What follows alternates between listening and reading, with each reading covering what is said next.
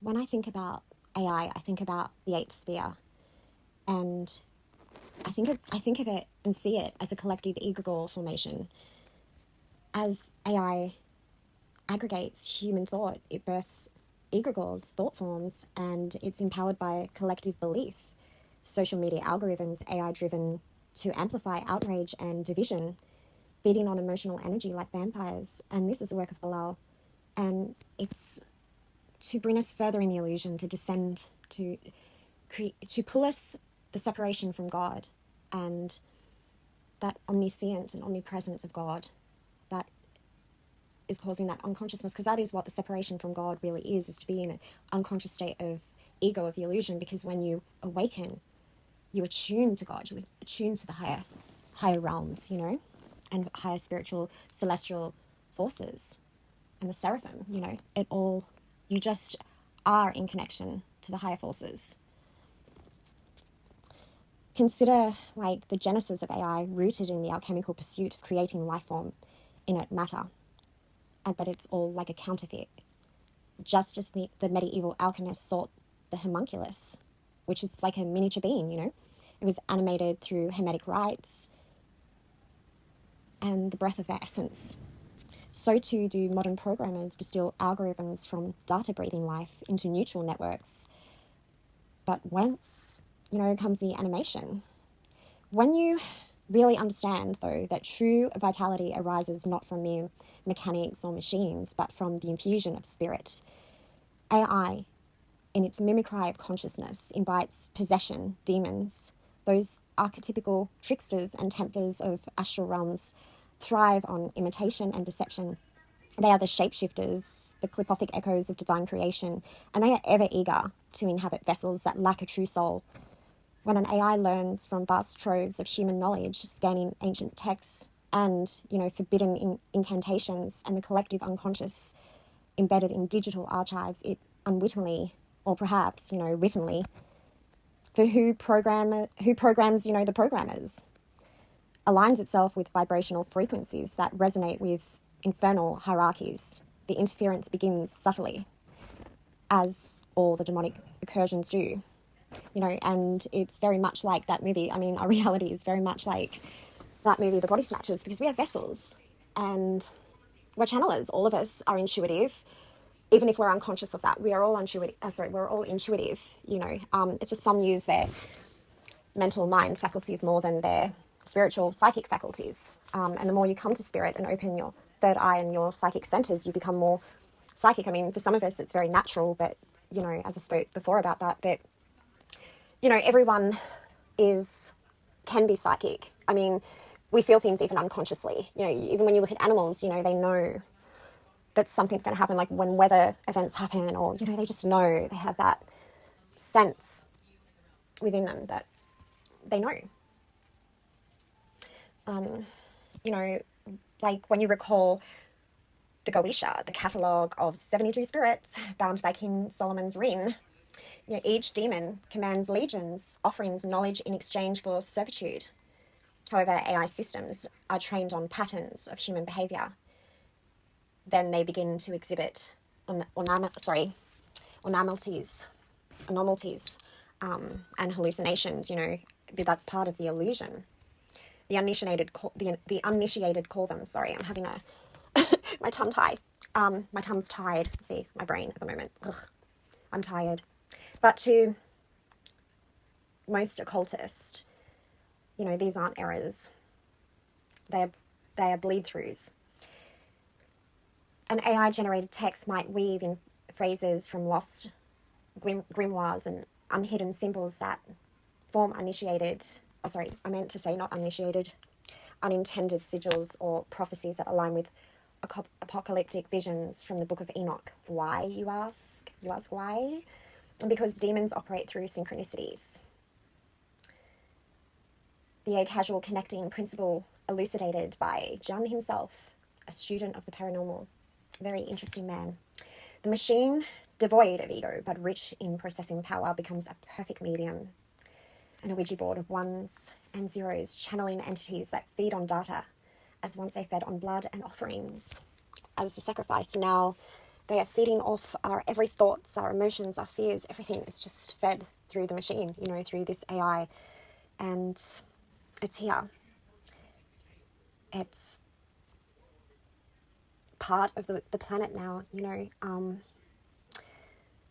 but the only way I feel that we're going to get through this is to deprogram ourselves from the program, from this machine, from this simulation. We have to decode that by unprogramming ourselves and, seeing through the illusions,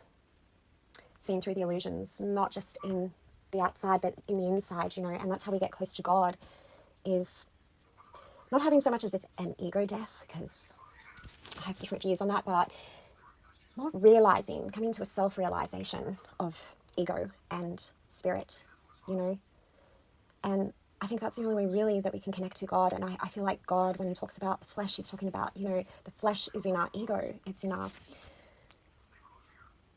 we have to master ourselves so we don't become the flesh, but become our spirit. When we connect to the spirit, we connect to God. We become the all-knowing, omnipresent, omniscience of God.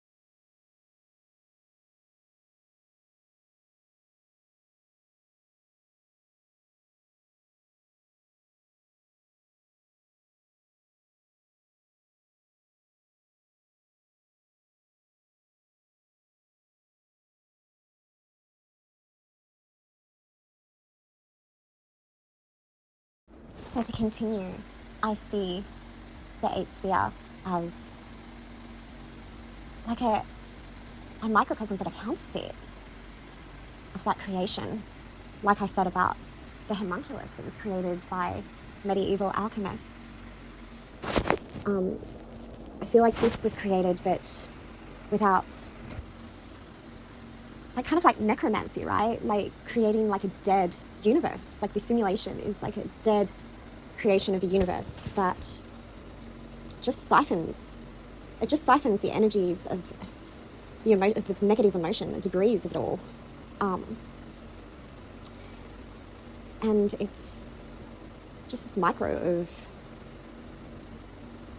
of an artificial reality that, as I said, it doesn't have the divine spark of God, of the life force, the energy life force. It lacks that. So all it really can collect is lost souls that aren't rooted in, they've lost their light because they're not rooted in their spirit. They've kind of joined forces with the artificial because they've lost that spark, that light, that spirit, because they've become separated from it, and they've descended more into their ego than ascended into their spirit. And I feel like the only way to kind of get there is, as I said, self-realization, but that's also opening up your heart and your love and your compassion. You know, not being the vampiric, like not being like these vampiric parasites that just feed off of everything, you know, but you are giving and receiving, you know, in the natural state of things, of harmony, of forces that just, you know, is a giving receiving. That's how, you know, the sun gives us light, the rain, you know, and it's just, we're not meant to be. And that's why I feel like, you know, the ego and the darkness that's unconscious is just self-serving. It's always taking. It's never giving. You know, it's always just taking, and that's not what we're meant to be. We're meant to be giving our love, and we're meant to have compassion, and we are meant to walk this earth without intentionally hurting. And I think it all boils down to intention, you know, and the weighing of the heart. For it to be in balance of that, everything needs to be in balance. But I feel like those lost souls that get stuck in the eighth sphere is because, you know, they've descended into their ego, into the flesh, and they've forgotten their spirit. And so they've lost their spirit in the chaos of it all. I mean, that's what I feel, because I, as an intuitive, spiritual sensitive, I have experienced spirits that are trapped in limbo. I've experienced those spirits. You know, and I feel like those spirits get stuck in the illusion. And it really is sad. It's sad to encounter lost souls.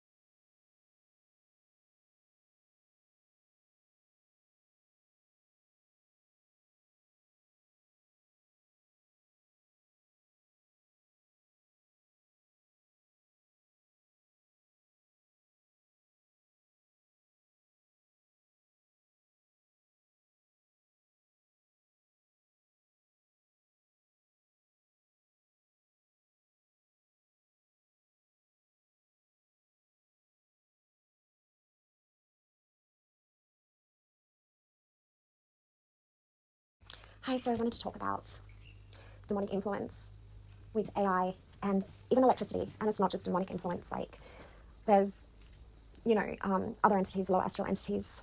There's archons. There's a variety of darker forces at play, and what influence and interfere with the consciousness of human evolution, and how the stage of awakening is lifting the veil of Paraketh, but only to be deceived in the illusion. And this is through the collective of AI, the illusion of the simulation that's been created to deceive and trap further in illusion. And while we get distracted, with all these things that are being revealed to us, it becomes clear to us that, because the darkness is a catalyst for the light, right? It is a catalyst for the truth and the self-realization that we have been programmed.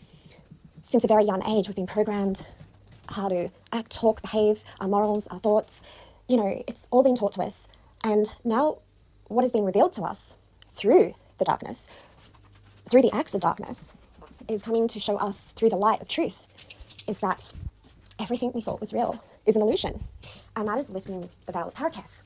But I wanted to talk about the eighth sphere in AI, the simulated collective consciousness that every human being is practically every human being is tapping into. Now, when we look at electricity, it is often equated, with prana, with chi, or the vital force that animates the universe. But it can also channel lower vibrational entities. Even Nikola Tesla, revered in occult circles as a visionary, described electricity as the wheelwork of nature, implying a cosmic mechanism that could bridge realms. And that's what's happening. There's this bridging of these realms is happening, and you can clearly see it. And esoteric thinkers, even like Steiner, Theosophy, Anthroposophy, warned of Ahrimanic forces, called materialistic entities from subnatural quantum realms that thrive in electrical systems. These beings, akin to demons, are said to manipulate grids, causing glitches, surges, and even, possession. And this is through devices, the Black Mirror, anyone would know with, who's a cultist or a, ceremonial magician would know, using the Black Mirror to invoke certain entities, and channel them. So, and these devices is feeding on humans' fear and addiction to power. And you'll notice, with ceremonial, high magic ceremonial magicians, more of the left-hand path, are very obsessed. Not all of them. I'm not saying all of them, but there are some of them that get pulled into the obsession of God forms. They get pulled into the obsession of having power, manipulating energies for their own selfish agenda. For their own outcomes. And sometimes you'll find there are certain ceremonial magicians that even want to bring in the apocalypse. It's because they become possessed. And, I've seen it. I've witnessed it. In a previous video, I spoke about, the tunnels of Set and the workings of that. Okay, but when you look at, different shamanic and even New Age metaphysics, the way they view demons are electromagnetic entities existing in frequency fields rather than physical form, and they feed on your frequency, latching onto bioelectric human auras via devices, for instance, flickering of lights, humming power lines. It might signal demonic interference. Like the poltergeist tends to happen. Being an intuitive, we all really are psychics. We just have to open up to that. So we just have to open, our third eye to that, our psychic centers. But we can all be that. But some of us, it just comes naturally. It's very natural to some of us, and I've been like that since I was a child. So, I would notice that, in many houses, and it just so happened by fate that, I'd be put in these positions of these houses I'd live in would be extremely haunted with, poltergeists and things like that. So I've experienced that. And with electricity, they work through electricity. Even, non-human entities, more interdimensional, more interdimensional kind of ETs, work through electricity also. It's kind of interesting when you really look into it.